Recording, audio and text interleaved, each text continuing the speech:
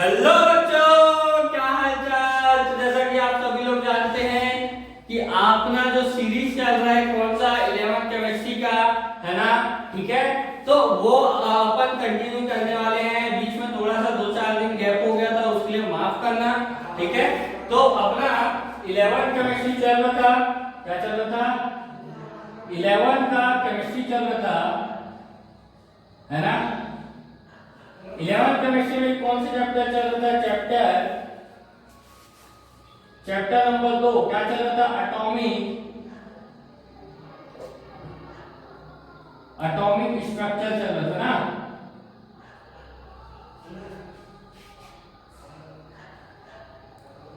Atomic structure, ठीक है।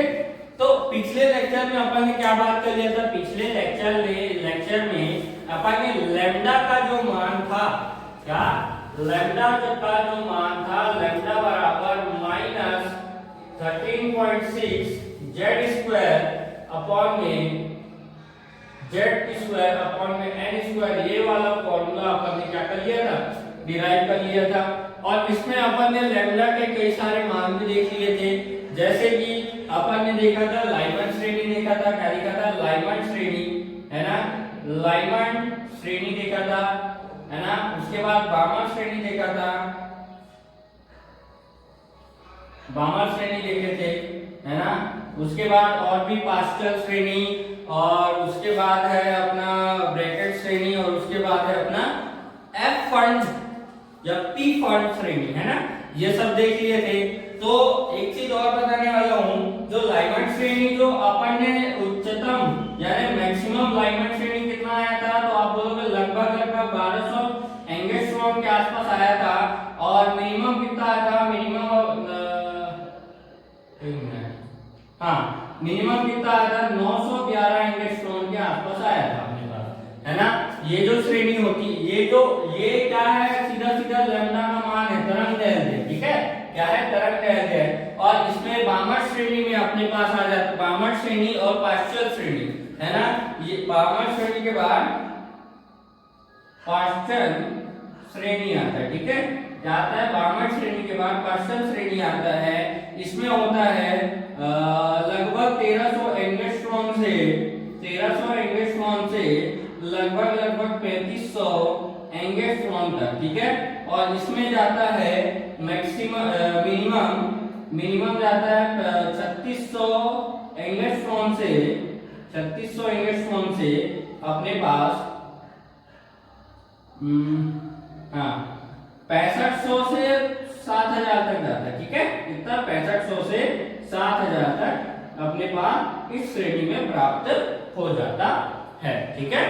एकदम एक्यूरेट नहीं है, लेकिन लंप सम आइडिया निकालेंगे तो अपना एक्यूरेट मिल जाएगा, ठीक है। और बताना ये चाह रहा हूं कि ये जो श्रेणी है, ये जो लैम्डा का मान है, यानी कि 3600 एंगस्ट्रॉम से लेकर 6500 बोलो, कई बुक में 3000 से लेकर 7000, है ना। 3000 से लेकर 6500, कई बुक में 3600 लेकर 6500, कई बुक में 3600 से लेकर 7000 तक जो भी लैम्डा का मान होता है, उस लैम्डा में अपने को विजिबल मतलब वो जो भी लैम्डा है वो अपने को विजिबल दिखाई देता है, ठीक है। क्या दिखाई? वो अपने को प्राप्त दिखाई देता है, ठीक है। जैसे कि सूर्य का प्रकाश 3600 एंगस्ट्रॉम से लेकर 6500 या 7000 एंगस्ट्रॉम के बीच में आता है ना। उसी प्रकार और भी कई सारे लाइट्स जो आप देख रहे हो यहाँ पर मेरे चेहरे पर पड़ रहे हैं, वो सारे लाइट्स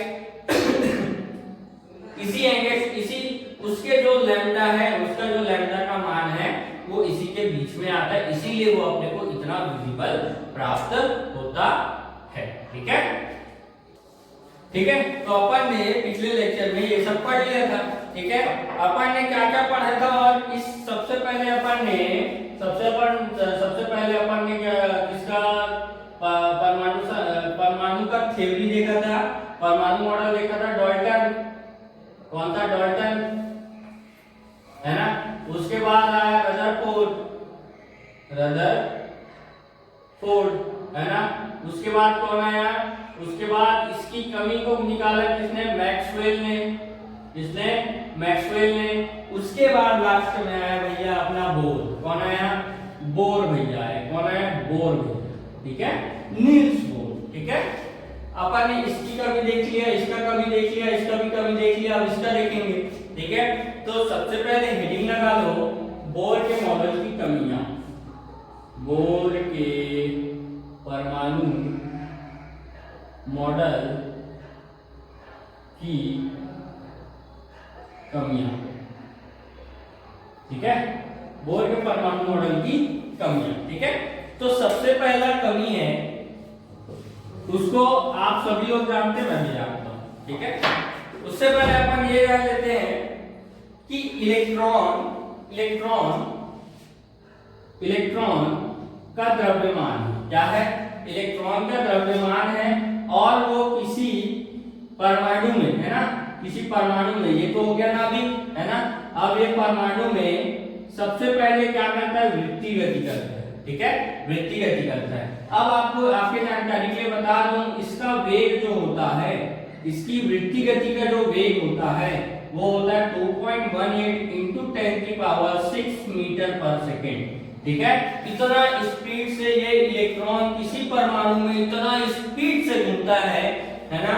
इसी कारण इस पे आ जाता है एक तरंग की प्रकृति। क्या आ जाता है? तरंग की प्रकृति आ जाती है। ठीक है, और इसका द्रव्यमान भी होता है। द्रव्यमान कितना होता है हम सभी लोग जानते हैं, 9.11 इंटू 10⁻31 केजी। केजी में, ग्राम में कितना? -28 है ना। तो ये जो द्रव्यमान है, क्या है? इसका द्रव्यमान है ना, ये जो द्रव्यमान है, इसके कारण इसको अपन क्या कह सकते हैं? कण भी बोल सकते हैं। क्या बोल सकते हैं? कण भी बोल सकते हैं, है ना। यानी कि अपने पास इलेक्ट्रॉन के पास कौन कौन सी प्रकृति हो गई? सबसे पहला अपने पास इलेक्ट्रॉन की प्रकृति हो गई, वो कण की प्रकृति हो गई, जो अभी तक अपन बात करते आ रहे थे, है ना। दूसरा अपने पास जो प्रकृति हो गई वो वेग के कारण। ये जो वेग दिख रहा है आपको, ये अगर मैं इसमें लिखना चाहूं तो 218 पे कितना जीरो? 1 2 3 4 इतना जीरो मीटर प्रति सेकंड होगा। ठीक है, इतना वेग है इसका, इतना वेग है ना। वो तो 10 के पावर में लिख दिया जाए तो वो समझ में नहीं आता, लेकिन ऐसा एक्चुअल 0 जो दिखता है ना, इतना वेग होता है। ठीक है, कितना दिख रहा है? इकाई, सैकड़ा, हजार, 10,000, लाख, 10 लाख, 21,80,000 मीटर प्रति सेकंड की स्पीड से वो क्या कर रहा है? गति कर रहा है। यानी कि उसका वेग 21,80,000 मीटर प्रति सेकंड है ना। अगर कोई चीज, मेरे आप ही लोग बताओ, अगर कोई चीज इतनी स्पीड से अगर गति करे तो उसके बाद कौन सी प्रकृति आ जाती है? उसके बाद आ जाती है तरंग की प्रकृति। किसकी? तरंग की प्रकृति आ जाती है। ठीक है, किसकी प्रकृति आ जाती है? तरंग की प्रकृति आ जाती है। बात सही है? बात सही है? बात सही है। ठीक है, अब देखो थोड़ा सा इस चीज को समझो, है ना। इसको थोड़ा सा डिटेल में बताता हूँ क्या चीज है इसकी। ये वाली जो कमी वो किसने निकाली? ये वाली जो कमी है उसने बताया डी ब्रॉगली ने। इसने डी ब्रॉगली ने। ठीक है, तो सबसे पहला कमी लिखते हैं अपन। सबसे पहला कमी लिखते हैं कि क्या लिखते हैं?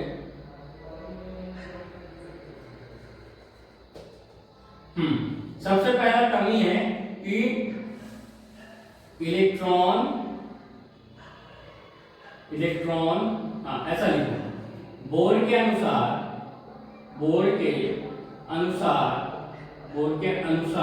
ठीक है, बोर के अनुसार कण की प्रकृति में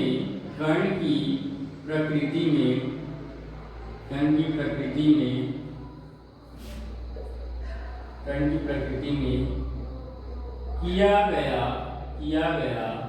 प्रयोग, है ना, किया गया प्रयोग सही है ना। बट जब डी ब्रॉगली उसको यह बोलता है कि भैया तुम कण में तो देख लिए, ठीक है ना, कण की प्रकृति तो देख लिए, ठीक है ना। अब मेरे बताओ कि ये तो इतनी स्पीड से गति कर रही है, इतना वेग है इसका, तो इसका तरंग का भी प्रकृति तो होगा, है ना, इसका तरंग का भी तो प्रकृति होगा, है ना। तो इस तरंग के प्रकृति के कारण इस पे इसके इतने वेग के कारण इसमें तरंग की प्रकृति भी आ गई, है ना। तो ये जो तरंग की प्रकृति है इसमें ये सब प्रयोग करके बताओ, है ना, ये सब प्रयोग करके बताओ। तो ये करके देखता है पूरा का पूरा फेल हो जाता है। इसीलिए बट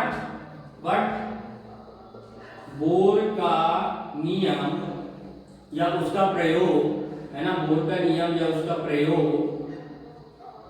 इलेक्ट्रॉन के तरंग प्रकृति में क्या हो जाता है, फेल हो जाता है। क्या हो जाता है, फेल हो जाता है, ठीक है, क्या हो जाता है, फेल हो जाता है, ठीक है। ये हो गई पहली बात। दूसरी बात क्या है, दूसरा बार कौन है, दूसरा बार आया अपने भैया कौन, हाइजेनबर्ग अपने को क्या बताते हैं, हाइजेनबर्ग अपने को बताते हैं अनिश्चितता का सिद्धांत। क्या बताते हैं, अनिश्चितता का सिद्धांत। अनिश्चितता का सिद्धांत क्या होता है, एकदम सीधा साधा सिंपल वर्ड में बताता हूं, है ना, आप लोग भी समझ जाओगे, थोड़ा सा दिमाग लगाना, ठीक है। अब देखो मेरे एक चीज बताओ कि इलेक्ट्रॉन किसी परमाणु में अभी देखिए 21,80,000 के वेग से वो गति कर रहे हैं, है ना। अगर ये 21,80,000 के वेग से अगर गति कर रहा है ना, 21,80,000 के वेग से अगर वो गति कर रहे हैं, ठीक है, तो सबसे पहला तो अगर ये गति कर रहा है ना, तो इस टाइम इसकी स्थिति बताना नामुमकिन है, इसकी स्थिति बताना नामुमकिन है। एक्स से दर्शा रहा हूं ना स्थिति को, ठीक है, एक्स से स्थिति को दर्शा रहा हूं, ये चीज बताना अपने पास नामुमकिन है, ठीक है, नामुमकिन है, ठीक है।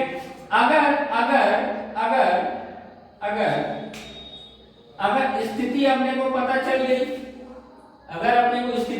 गई, मान के चलो यहाँ पास है, तो इसका वेग जो बताना है, संवेग जो बताना है, वो अपने को संभव ही नहीं है। क्या नहीं है, संभव ही नहीं है कि एक्चुअल स्थिति में उसका संवेग, है ना, और एक्चुअल संवेग में उसका स्थिति, है ना, ये बताना बिल्कुल भी संभव नहीं है।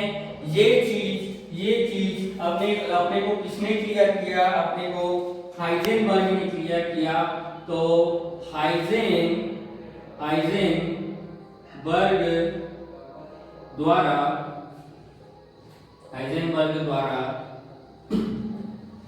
या फिर हाइजेनबर्ग के अनुसार, है ना,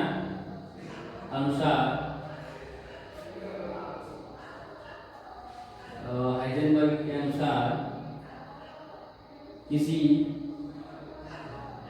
इलेक्ट्रॉन की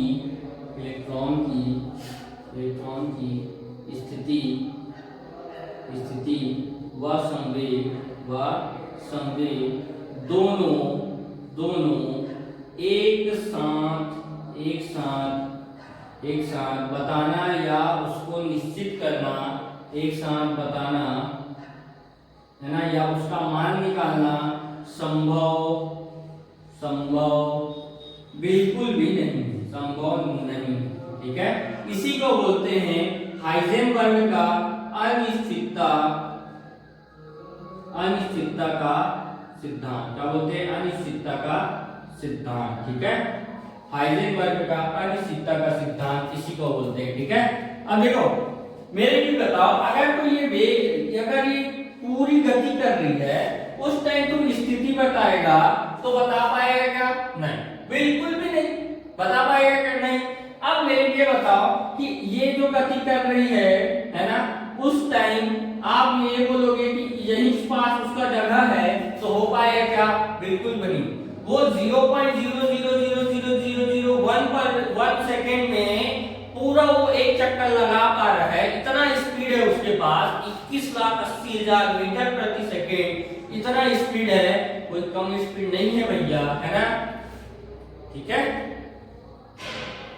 बहुत ज्यादा स्पीड है, तो उसके उस स्पीड के कारण अपने को स्थिति व संवेग दोनों एक साथ बताना संभव ही नहीं है, और इसी की व्याख्या नहीं कर पाया कौन, अपना बोर, है ना, अपना बोर भैया इसी की व्याख्या नहीं, एक मिनट सॉरी यहाँ पर देखो, और उसने क्या बोला था, अपने बोर भैया ने क्या बोला था कि जो नाभिक है उसके चारों ओर क्या है, परमाणु है, ऐसा है ना, और इस परमाणु का जो त्रिज्या है वो R1, इसका है R2, इसका है R3, ऐसा बोल दिया था नहीं और इसमें जो इलेक्ट्रॉन रहेंगे, इसका जो द्रव्यमान है वो m, इसका जो वेग है वो v1, ऐसा बोल दिया था। इसमें जो रहेगा इसका इलेक्ट्रॉन का वेग जो है वो v2 और जो द्रव्यमान है वो m, और इसमें जो रहेगा उसका वेग है v3 और इसका द्रव्यमान है वो m, है ना, और R1 R3 तो दिखा है, इसका जो R3 है इसका R2 है ना, त्रिज्या भी निश्चित कर दी, उसका वेग भी निश्चित कर दिया, उसकी त्रिज्या बता के उसकी स्थिति भी निश्चित कर दी, इसी कारण वो इसका व्याख्या नहीं कर पाया, ठीक है, इसका व्याख्या नहीं कर पाया, ठीक है। और तीसरा अपने पास आता है बिल्कुल ही जबरदस्त, है ना, बिल्कुल ही जबरदस्त, क्या है कि ये जो बोर का परमाणु मॉडल है ना, मेरे की बताओ, आप ही लोग देखो, उसने किस पे एक्सपेरिमेंट किया था, हाइड्रोजन पे एक्सपेरिमेंट किया था, और हाइड्रोजन के एक्सपेरिमेंट किया, इसी कारण जो स्पेक्ट्रम अपने पास जो आया था वो किस नाम से आया था, हाइड्रोजन स्पेक्ट्रम के नाम से आया था, है ना, हाइड्रोजन स्पेक्ट्रम के नाम से आया था, याद है कि नहीं है, बिल्कुल याद है, ठीक है। तो तीसरा जो अपने पास जो कमी थी वो है अपने पास कि जो बोर का मॉडल है, बोर का परमाणु मॉडल है ना, सिर्फ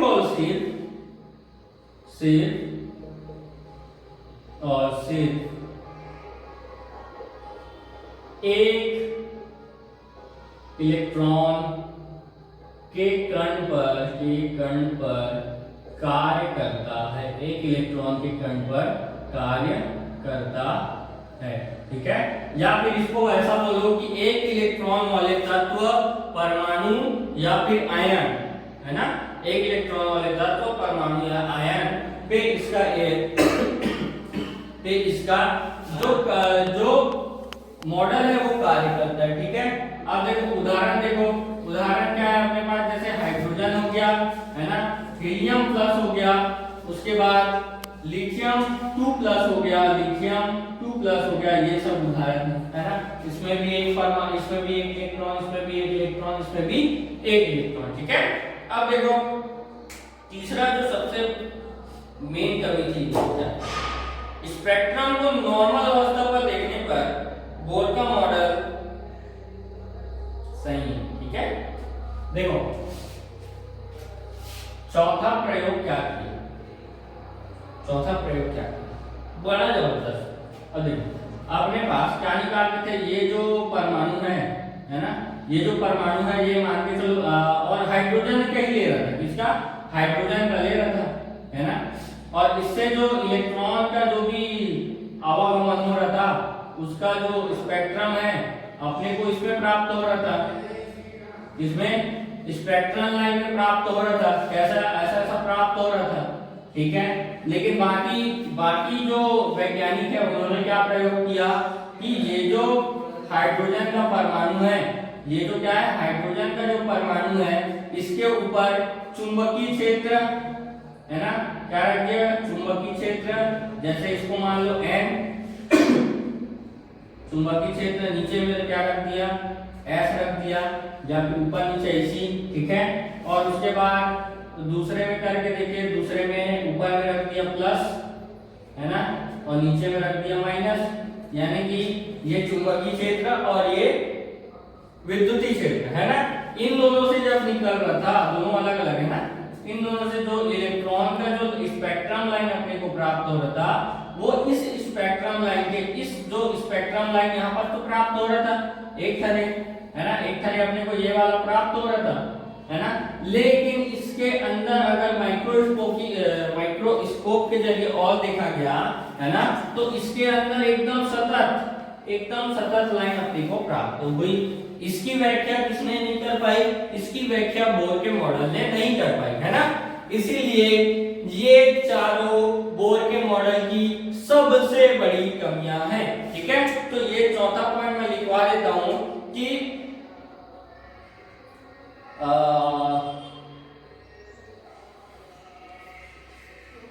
हाँ ठीक, ये लिखा रहा हूं ना, एक मिनट।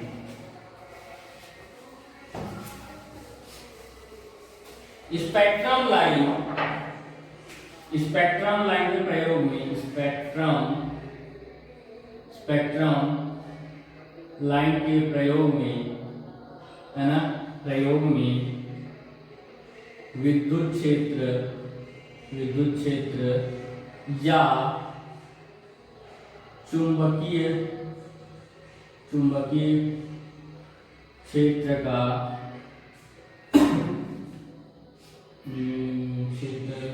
क्षेत्र पर परमाणु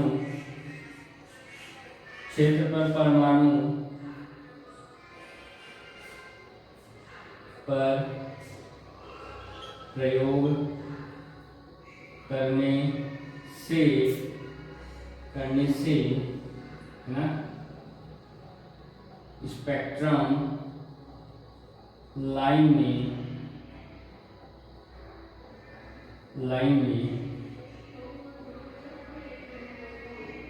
चेंजेस हो रहे थे, जिसे बोर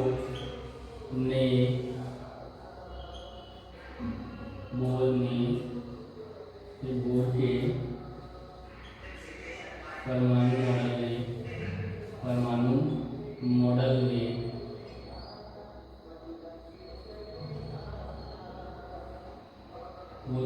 मॉडल ने क्लियर नहीं कर सका, ठीक है। क्या लिखा है? स्पेक्ट्रम लाइन के प्रयोग में विद्युत क्षेत्र या चुंबकीय क्षेत्र पर परमाणु का प्रयोग करने पर, है ना, क्या करते थे पहले? जब एकदम नॉर्मल अवस्था में परमाणु ले रहे थे, कौन सा? हाइड्रोजन का, कोई भी ले, हाइड्रोजन का भी ले सकते हैं, हीलियम 2 या हीलियम प्लस 2 या लिथियम 2 प्लस 2, है ना। इसके इलेक्ट्रॉन पर जब अपन प्रयोग कर रहे थे तो अपने को यहाँ पास एक स्पेक्ट्रम लाइन अपने को दिखाई दे रही थी, ऐसा, है ना, असतत दिखाई दे रही थी। लेकिन जैसे ही यहाँ पर चुंबकीय क्षेत्र रखो या प्लस माइनस रखो, है ना, चुंबकीय क्षेत्र या फिर विद्युतीय क्षेत्र रखो, तब क्या होता है कि ये जो स्पेक्ट्रम है इसके अंदर और भी स्पेक्ट्रम लाइन बनते हैं ऐसे, ठीक है।